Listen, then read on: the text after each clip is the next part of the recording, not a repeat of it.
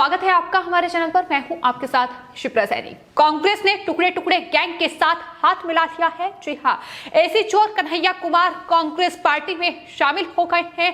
Party में शामिल होने से पहले सीपीआई के दफ्तर से एसी भी निकालकर अपने साथ ले गए कन्हैया कुमार, जिसके बाद सोशल मीडिया पर लगातार यूजर्स उनकी मजाक बना रहे हैं।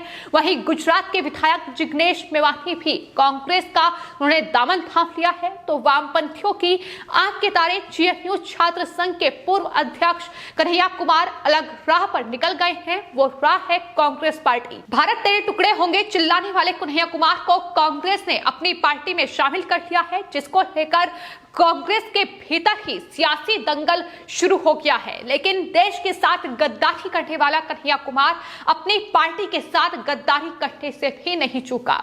दरअसल कांग्रेस पार्टी में शामिल होने से पहले सीपीआई का हिस्सा रहे कन्हैया कुमार ने पटना में सीपीआई के राज्य कार्यालय अजभवन में एक कमरे में एसी लगवाया था। लेकिन कांग्रेस में शामिल होने से पहले वो एसी भी निकालकर अपने साथ ले गए और इस बात की पुष्टि खुद सीपीआई के प्रदेश सचिव राम नरेश पांडेय ने की। उन्होंने मीडिया से बातचीत करते हुए कहा कि उनकी सीपीआई छोड़ने की चर्चा काफी दिनों से चल रही थी, लेकिन सीपीआई को ये कोई जानकारी नहीं थी कि वो कांग्रेस में शामिल हो रहे हैं। लेकिन अब चूंकि कन्हैया कुमार कमरे से एसी निकालकर ले जा चुके हैं अपने साथ, तो ऐसे में इस ये खबर जो है वो पुख्ता हो चुकी है कि कांग्रेस पार्टी में कन्हैया कुमार शामिल हो रहे हैं। तो आपको बता दें, कांग्रेस पार्टी को उन्होंने ज्वाइन कर लिया है। और इसके बाद आपको बता दें, बीजेपी अब कांग्रेस पार्टी पर हमलावर नजर आ रही है। इसके अलावा ट्विटर पर भी लोगों की अलग अलग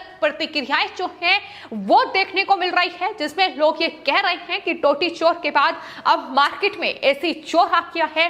तेजिंदर पाल सिंह बग्गा बीजेपी के नेता हैं, उनकी तरफ से ट्वीट किया गया है। बाकायदा पोस्टर ट्वीट करते हुए उन्होंने लिखा है कि कांग्रेस का हाथ थामने से पहले सीपीआई के दफ्तर से एसी भी निकालकर कन्हैया कुमार ले गए हैं। इसके अलावा भी कई ट्वीट सामने आ रहे हैं, जिसमें लिखा गया है कि देश के गद्दार हैं, छोड़ी हुई पार्टी के वफादार कैसे हो सकते हैं। जब कांग्रेस छोड़ेंगे तो पता नहीं क्या क्या उखाड़कर कन्हैया कुमार ले जाएंगे। ये सवाल भी लोगों की तरफ से पूछा गया है।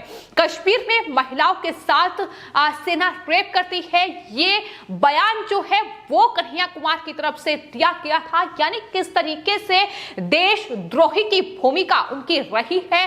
भारत तेरे टुकड़े होंगे, इस तरीके के नारे उनकी तरफ से दिए गए हैं। और ऐसे शख्स को कांग्रेस पार्टी जो है वो कांग्रेस में शामिल करती है, तो जाहिर तौर पर समझ में आता है कि किस तरीके से कांग्रेस पार्टी फिलहाल इन देशद्रोहियों के साथ खड़ी हुई है, इन देश विरोधी ताकतों के साथ खड़ी हुई है।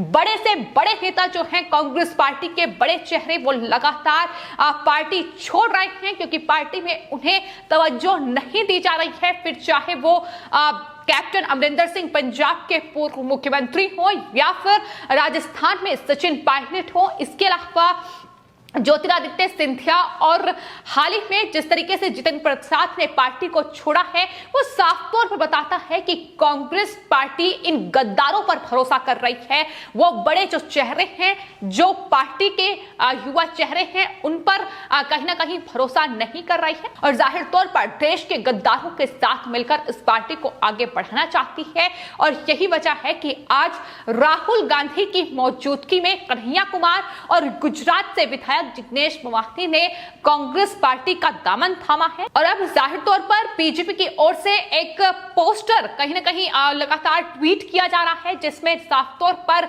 लिखा है कि भारत तेरे टुकड़े होंगे। अब यह कांग्रेस पार्टी का ऑफिशियल स्लोगन बन चुका है।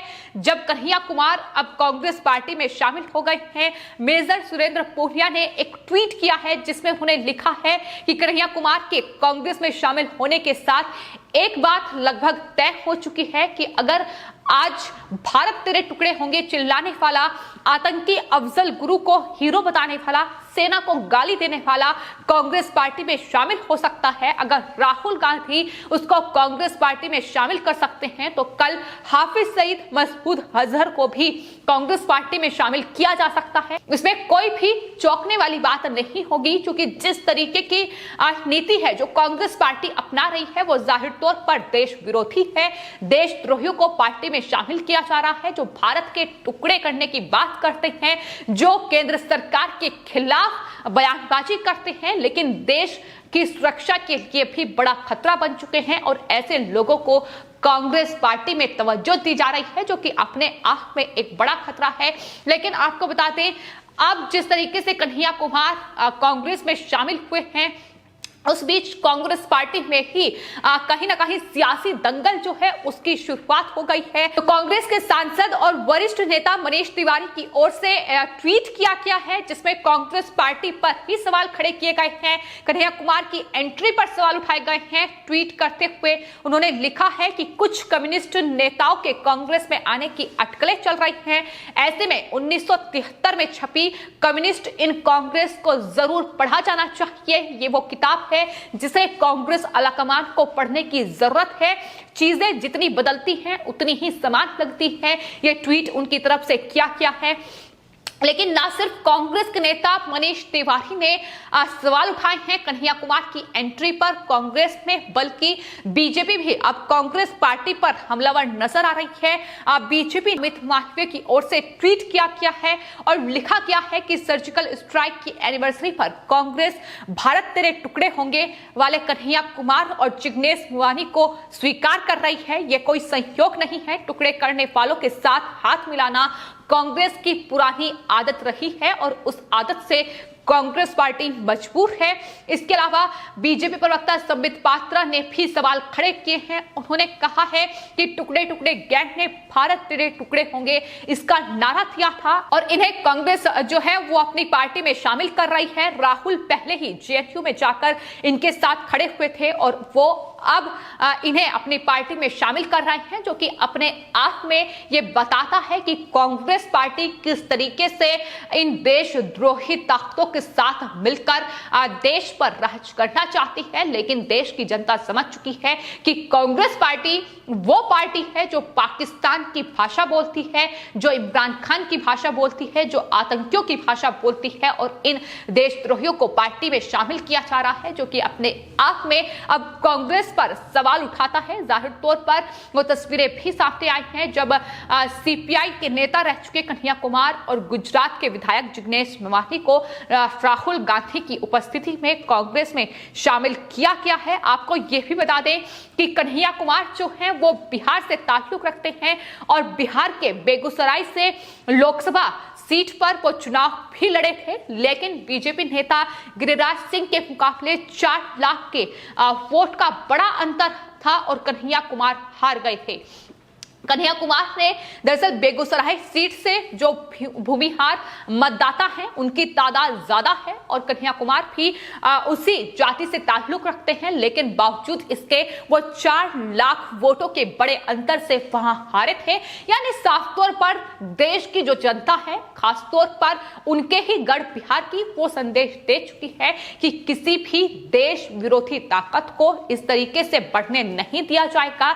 जिस तरीके से जेएनयू का अध्यक्ष रहते हुए उन्होंने नारेबाजी की, देश विरोधी नारेबाजी उनकी तरफ से की गई, भारत के टुकड़े करने की बात कही गई, सेना का अपमान किया गया। इतना ही नहीं, अफजल गुरु को उन्होंने जिस तरीके से उन्होंने हीरो बताया वो अपने आप में बेहद दुर्भाग्यपूर्ण है और यही वजह है कि लगातार कांग्रेस पार्टी में उनके शामिल होने का कड़ा विरोध जो है वो बीजेपी की ओर से किया जा रहा है। शिलामणि त्रिपाठी का ट्वीट सामने आया है। उन्होंने लिखा है कि जो जितना बड़ा गद्दार कांग्रेस में उनकी एंट्री उतनी ही जोरदार। ये साफ तौर पर उनकी तरफ से लिखा गया है।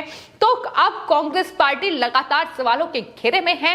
कांग्रेस का खत्म होना राष्ट्र हित में अत्यंत जरूरी है, ये भी लोग कह रहे हैं। जाहिर तौर पर कांग्रेस पार्टी अगर देश के मुद्दों की बात करे, देश हित की बात करे तो जाहिर तौर पर लोग तवज्जो देंगे, लेकिन जिस तरीके से हर एक मुद्दे में, फिर चाहे वो सीए के दौरान जिस तरीके से दंगा भड़काने की कोशिश की गई, जिस तरीके से वहां शाहीन बाग में आंदोलन को समर्थन किया गया, वहां जो बाहरी लोगों को जो समर्थन कांग्रेस पार्टी ने दिया, इसके अलावा किसान आंदोलन में खालिस्तानियों के साथ मिलकर जो दंगा भड़काने की ये पूरी साजिश रची गई, तमाम ऐसे मुद्दे रहे हैं जिसको लेकर कांग्रेस पार्टी ने अंतर्राष्ट्रीय स्तर पर देश को बदनाम करने के लिए, देश के प्रधानमंत्री की छवि को खराब करने के लिए कहीं ना कहीं पाकिस्तान और चीन का साथ चुना है। और यही वजह है कि अब लोग ये साफ तौर पर कह रहे हैं कि कांग्रेस पार्टी को राष्ट्र हित में